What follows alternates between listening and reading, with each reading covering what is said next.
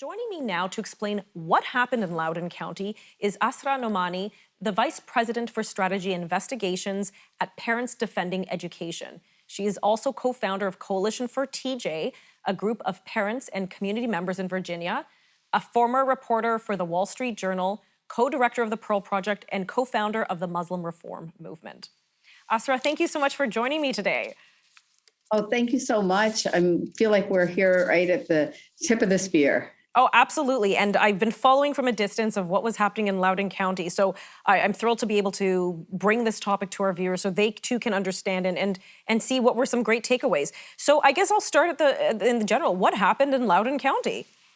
Well, it's just remarkable because, I have been a journalist for my entire career. I love war reporting as a concept because it's important to be in the trenches, right, of society. Little did I know that I would actually be a war reporter here sitting in Northern Virginia. But in fact, out there in our streets, in our schools, in our school board meetings, we have had this war, and it's been a battle about what our kids are taught in schools. And unfortunately, after the tragedy of George Floyd's death in May 2020, social justice activists and ideological groups decided that they were going to put a target on our children. They decided that they would use this opportunity to get into our K through 12 schools in the United States. And this is now a global movement. I mean, this is something that parents in Canada have to pay attention to because they are coming after our cubs. And I'm not kidding about that because there's literally a book that I've gotten called Woke Baby.